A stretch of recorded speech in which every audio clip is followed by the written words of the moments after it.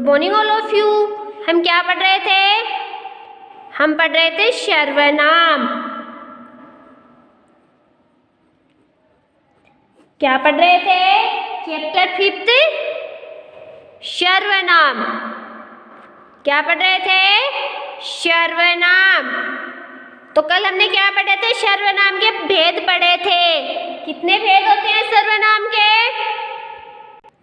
कितने भेद पढ़े थे? हमने पढ़े थे इसके कल निजवाचक सर्वनाम, निश्चयवाचक सर्वनाम और संबंधवाचक सर्वनाम। आज हम कौन सा भेद पढ़ेंगे इसका आगे भेद कौन सा है? पांचवा भेद कौन सा है? पर्सनवाचक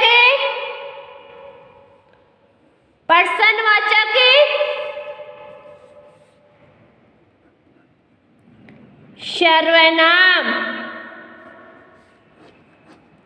पर्सनवाचक सर्वनाम। तो आज हम क्या पढ़ेंगे? आज हम इसका पांचवा भेद पर्सनवाचक सर्वनाम पढ़ेंगे। तो पर्सनवाचक सर्वनाम किसको कहते हैं? जिस सर्वनाम से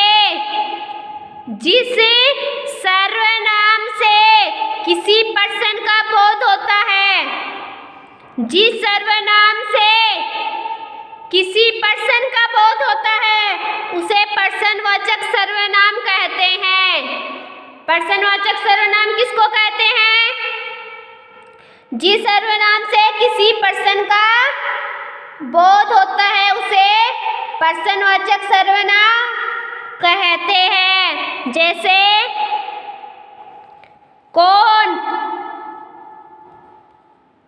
क्या, ये क्या है? पर्सनवाचक के उदाहरण है। जैसे जिस सर्वनाम से किसी पर्सन का बोध होता है, जैसे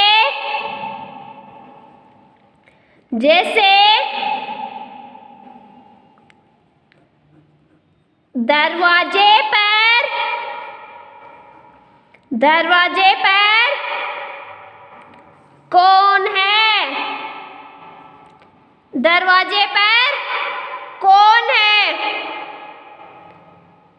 जैसे तुम्हारे हाथ में क्या है? ये क्या है? ये पर्सन है।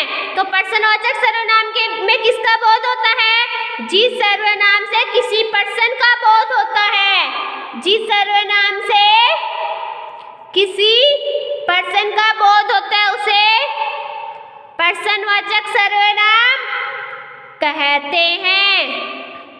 क्या कहते हैं? पर्सनवाचक सर्वनाम कहते हैं। जैसे दरवाजे पर कौन है? तुम्हारे हाथ में क्या है? ये क्या है? ये पर्सन है। तो इसमें किसका बोध हो रहा है? इसमें पर्सन का बोध हो रहा है। किसका बोध हो रहा है? पर्सन का बोध हो रहा है। तो इसको क्या कहते हैं? पर्सनवाचक सर्वनाम कहते हैं। अगला क्या है?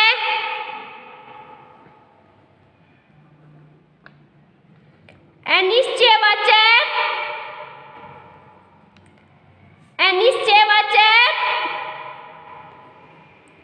सर्वनाम। अगला प्रकार कौन सा है? अनिश्चयवाचक सर्वनाम। तो अनिश्चयवाचक सर्वनाम किसको कहते हैं? जिस सर्वनाम से किसी निश्चित वस्तु का बोध न हो। जिस सर्वनाम से किसी निश्चित वस्तु का बोध न हो उसे अनिश्चयवाचक सर्वनाम कहते हैं।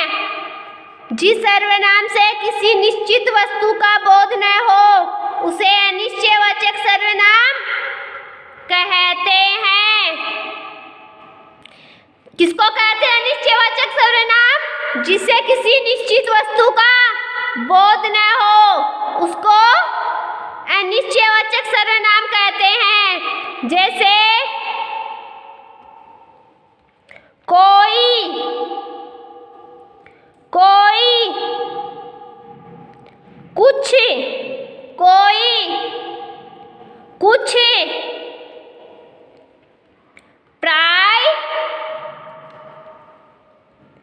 सजीव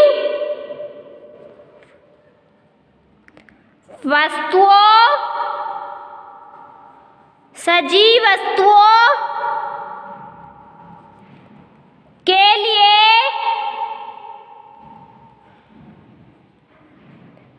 कोई आता है, कोई आता है। अनिश्चयवाचक सर्वनाम, जिस सर्वनाम से किसी निश्चित वस्तु का बोध न हो उसे अनिश्चयवाचक सर्वनाम कहते हैं। जैसे प्राय सजीव वस्तुओं के लिए कोई आता है। क्या आता है? सजीव वस्तुओं के लिए कोई आता है। और कुछ किसके लिए आता है? और निर्जीव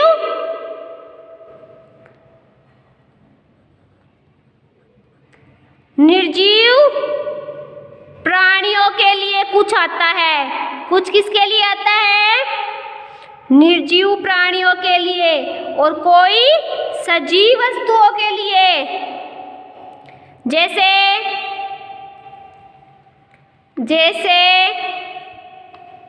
कोई द्वार पर